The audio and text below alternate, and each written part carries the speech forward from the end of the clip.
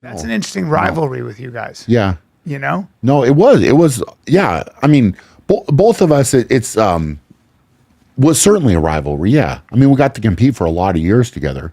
You know, his, Did you guys get along like when you're competing with someone like that? Do you just not talk to each other? So I would say with Hafthor, we went through different phases. You did. Right. And so there was different times. Because I know my feeling with you is that, you know, you and I get along, you're a great guy. Yeah. But what if somebody's competing against you, they're not your friend.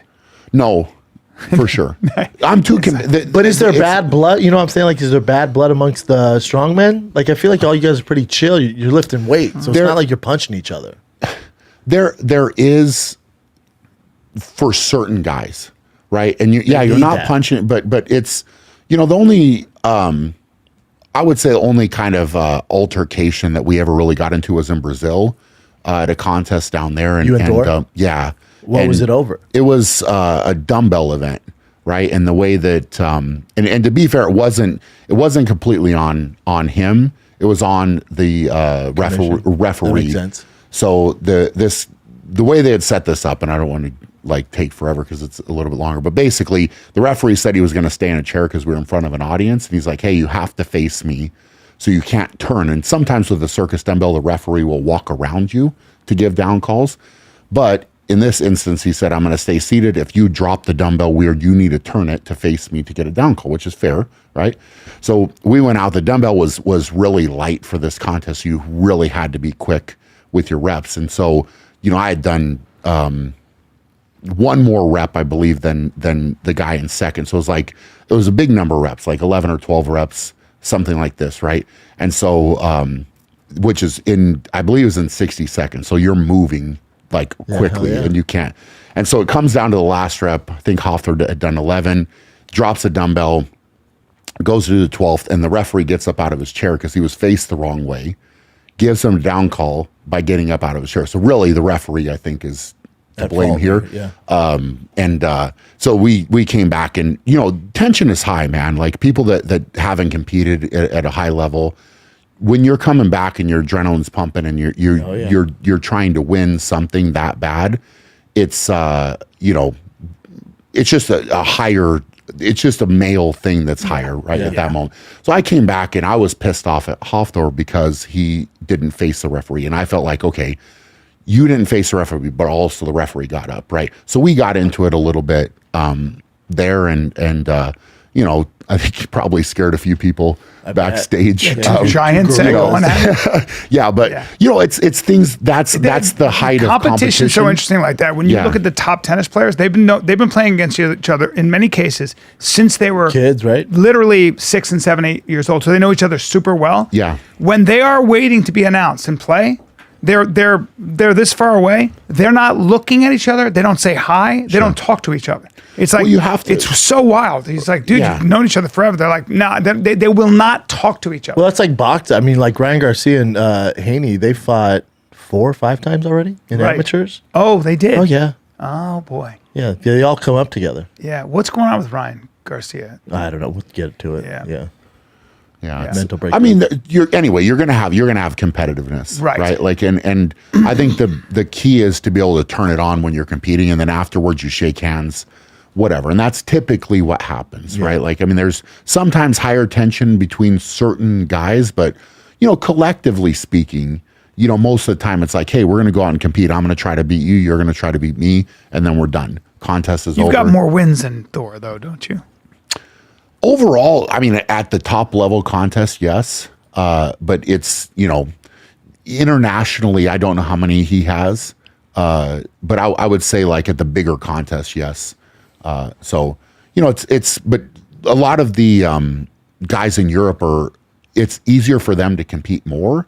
And also, I made a conscious choice earlier in my career that I was only going to do the biggest contest and then maybe pick a couple other contests, because I wanted to have longevity and I wanted to be able to last and not burn myself out. You know, I don't want to compete 10, 12, 15 times a year. Because Dort's had a lot of injuries, right?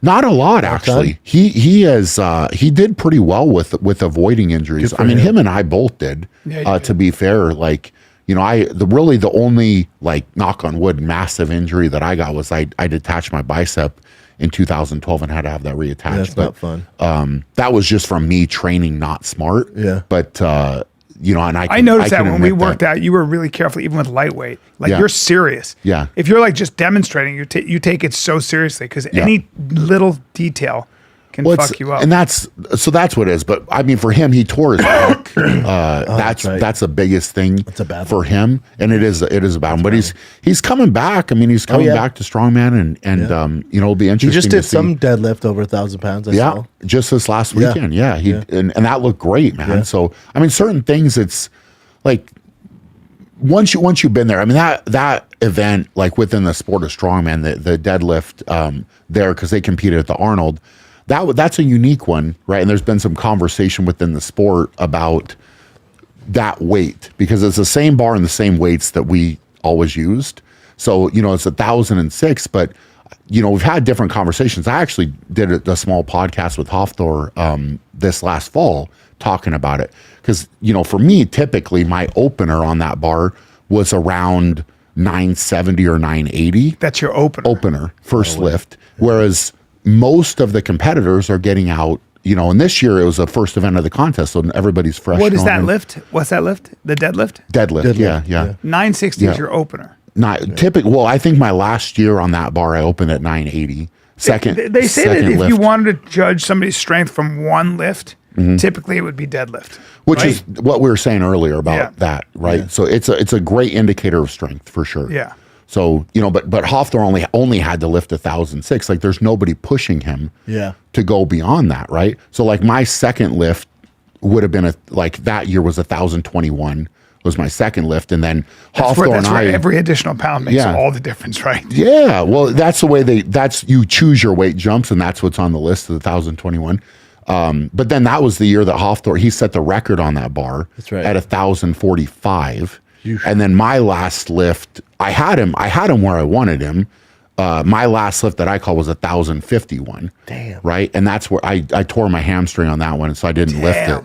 But that would have been, I played the cards right. Have you had it where in training, getting ready for the Strongman or whatever, Arnold, whatever it is, or the Brian Shaw Classic, have you had it where in training you lift a lot more than you do when game day? No. Never, right? No, because the adrenaline and everything. You right? leave it. Yeah. So you'll do kind of a training max, right? So I would always 2 weeks out was kind of my test day, and you leave a little bit in the tank. Yeah. Right. Do you do smelling salts? I've seen that before. I only do it in those type of scenarios. Why? Right. So what does it do for you? Makes you party. I love them. Yeah, I mean, it wakes you up. Like it wakes you up and gives you a different sense of focus. Such a weirdo. You actually like him. He was like, I love them. They're not. I don't mind them. The thing is, I never overuse them in training. Yeah. Right. So some competitors you'll see do it almost every training session, and it doesn't have the same. In my mind, it doesn't have the same effect. Yeah. No, you get so used for to me, it. I wanted it to have this adrenaline release, sense. right? So that's it's what it does. So it releases. yeah, it's like it wakes you up and gets you ready to go, but it's kind of another addition to that switch that you're flipping on. Which ones have you used? That Juju's? I've smelled them. Yeah, Those are good. Yeah, they're. I was always I like the capsule ones better. So I just had a routine where I would put it behind my ear. Oh, wow. So it was really easy. I didn't have to deal with a cap. That's cool. Right? So like I would just walk up and I could pop it and then I'd do it and then throw it and then I was ready to go. So that was my thing is it was a routine, right? Like, cause I had practiced it that way. So I knew how to execute that. So you tighten the belt, then you do, it's just like the whole routine. Like everything is the same. Yeah. Juju and his wife make them. They're both like engineers backgrounds. But so they came up with the recipe. And early on, they couldn't figure out. They were somewhere where it was freezing. And they packed all those smelling salts, like all his state-of-the-art smelling salts. But when it's cold, it suppresses the smell, so it doesn't work. So they're out in the cold, and he was giving it to everyone. They're like, these suck, dude. He's like, what the fuck? They were working. He's like, I don't get it. And then they went into like the tent where it got hot with the fire. He's like, oh my God. And it just blasted. Oh, wow. So he fixed it where the cold doesn't What is the affect it. chemical, I wonder? It's an ammonia. Oh, okay.